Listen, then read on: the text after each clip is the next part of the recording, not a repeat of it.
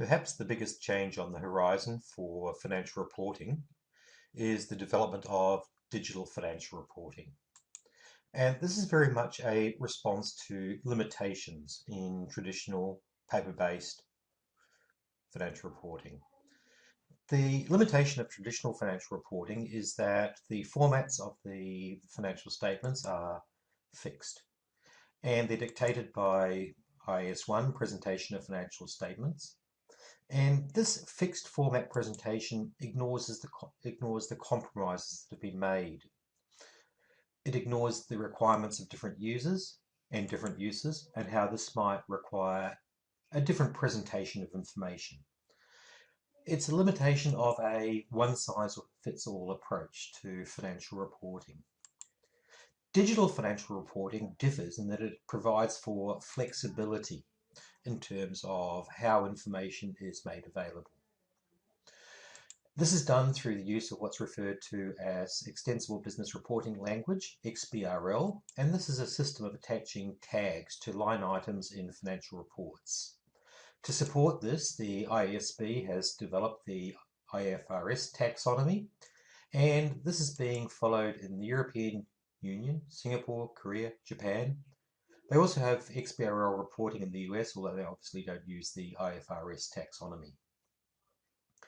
Will it change financial reporting?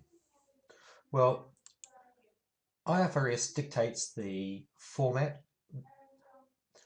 and presentation of general purpose financial reports. This is done in IAS 1, which we've considered just a short while ago, Presentation of Financial Statements, and IAS 7, Statement of Cash Flows. XBRL is not going to change the format of general purpose financial reports, so that's not going to change. What will change, however, is the use of information in general purpose financial reports. And I'd like to emphasize that XBRL is really only concerned with accessibility, accessing the data in general purpose financial reports and not requiring people to manually extract it. Why must financial reporting change? Well, if we think about the users of financial reports, let's think about unsophisticated users. These are people who may not have significant accounting background.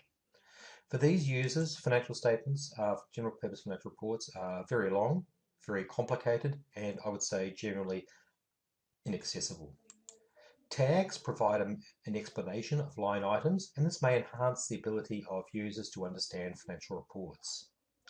It's also possible for software providers to develop packages or programs, apps, which will allow the extraction of much simpler, more straightforward, and possibly more interpretive financial reports, which will be relevant for these relatively unsophisticated users of financial reports.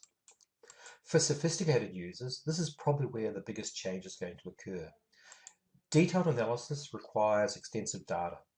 XBRL would facilitate the extraction of this data.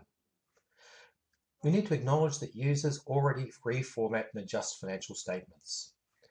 I know that users of financial statements have often had problems with the accounting practices that were historically prescribed for leases, and so making adjustments for leases was quite common.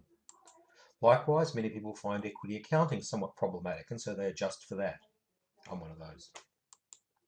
And there are a whole range of other issues or adjustments that people make to financial statements when using them for their purpose.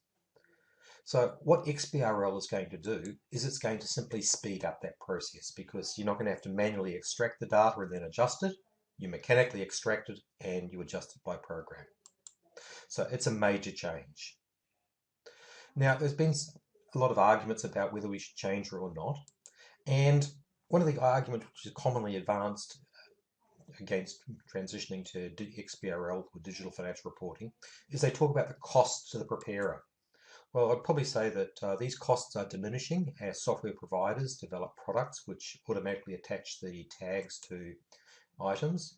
There's also empirical evidence that financial XBRL reporting increases analyst forecast accuracy. It increases information efficiency, and that's probably going to lead to a lower cost of capital. So whether it's a net cost to the preparers of financial statements at the end of the day is a really interesting question. Just remember, we're simply talking about cost in nominal dollars. whereas a lower cost of capital is a percentage of what is potentially a very large number. If there is an issue with digital financial reporting, it's about the cost of the users to develop products. And I think it's quite easy to see how if there's a benefit, then people will come in and provide the necessary apps to ensure that users are able to generate financial reports which suit their particular needs. So to me, the development of digital financial reporting is an inevitability, and it's bringing financial reporting out of the 19th century, yes, I missed the 20th, and into the 21st century. Everything else has gone technological. Why shouldn't financial reporting?